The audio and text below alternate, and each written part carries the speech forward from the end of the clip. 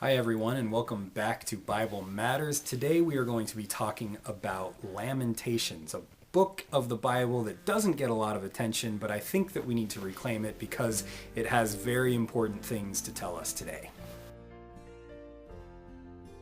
Lamentations comes from the word lament, which means a passionate expression of grief or sorrow. And the book comes from a very traumatic time in Jewish history, that being the Babylonian conquest of Judah and Jerusalem. The Babylonians conquered Jerusalem, they destroyed the temple, they destroyed the royal palaces, they razed the city, and they killed many people. And they left some people in the city. They took the kind of upper class into the Babylonian Empire and spread them throughout into the Babylonian exile. And the people were left wondering, where was God in all of this? And what does it mean to be human beings while we're going through this? And those are the two questions that I want to explore with you today. What Lamentations does is put human suffering and grief and sorrow right in front of our eyes. And this is a very painful book. It is very honest about human suffering. And it's also very countercultural to the culture at the time and also to American culture today. Here in the US, we don't want to have anything to do with sorrow. Whenever somebody talks about sorrow or grief, we tend to tell them to get over it. We live in a country that idolizes success and wealth and youth, and anything that comes in to threaten that, we want nothing to do with. But here is what Lamentations tells us.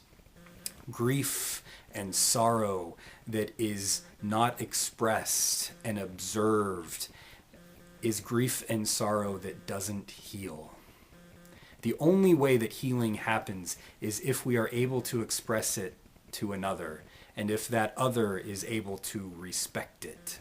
That is where healing happens. And if we don't do that, the way we end up dealing with our grief and sorrow is to bottle it up inside and to medicate it with drugs or alcohol. We also tend to lash out at others in the spirit of revenge.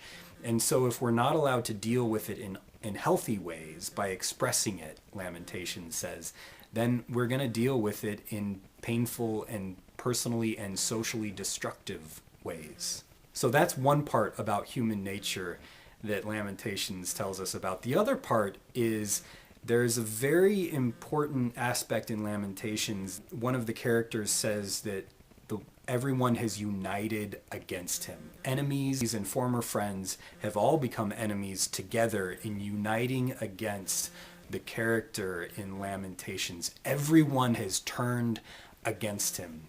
And this is really important insight into human nature. And Rene Girard tells us that this is the scapegoat mechanism.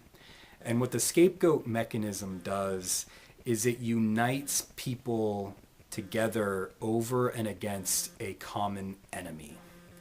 And in Lamentations, the characters say, we are innocent. We don't deserve this. And the important thing about Lamentations to get is that it is a political protest.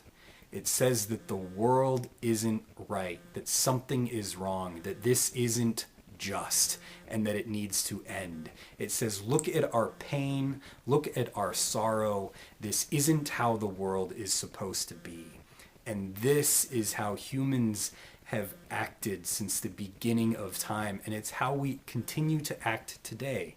I mean, we see it in Ferguson, Missouri, with the death of Michael Brown.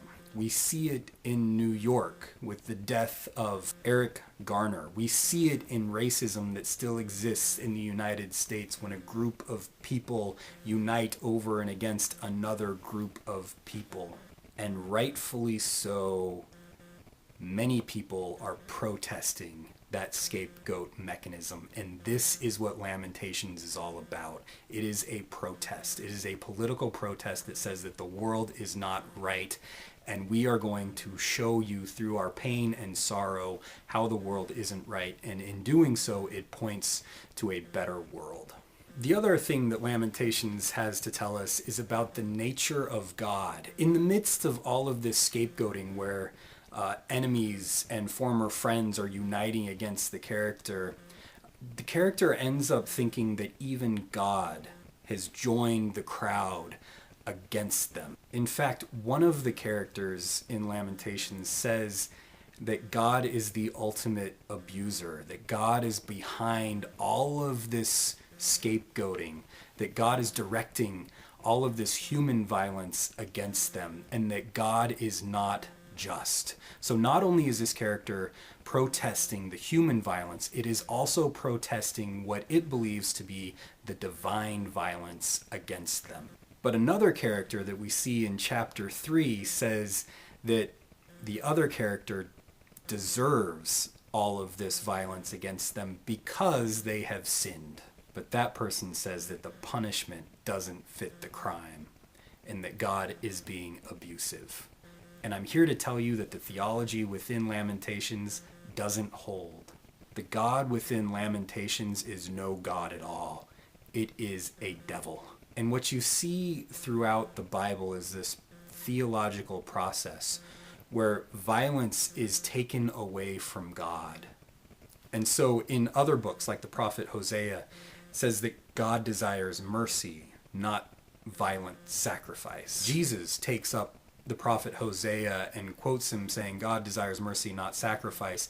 And Jesus actually takes up human violence upon himself and offers God's forgiveness in return by saying, Father, forgive them, for they know not what they do. One of the first books to be written after Jesus, reflecting on the God revealed in Jesus, says that in God there is light and there is no darkness at all. So throughout the Bible, you see this shift where violence is associated with God, but then that starts to crumble, and you see the crumble happening in Lamentations. The 20th century Jewish thinker Elie Wiesel, who survived the Holocaust, took up this theme of what is God doing within the violence of the world? Is God causing it, or is God doing something else? And Elie Wiesel has this to say: ought we not to think of God's pain too, watching God's children suffer at the hands of God's other children? Hasn't God also suffered? And this, I think, is the profound insight of the Judeo-Christian story, that God suffers with us, that God laments with us. And so opposed to the idea that God is behind the violence in our world, that God joins the scapegoaters, what we see here in the Jewish Christian tradition is that God joins those who are suffering. God is with us, lamenting with us, protesting that violence with us. And when we realize that, we are less likely to be involved in scapegoating and more likely to challenge the scapegoating process. Those are my thoughts on Lamentations, and I'd love to hear what you think. Thanks.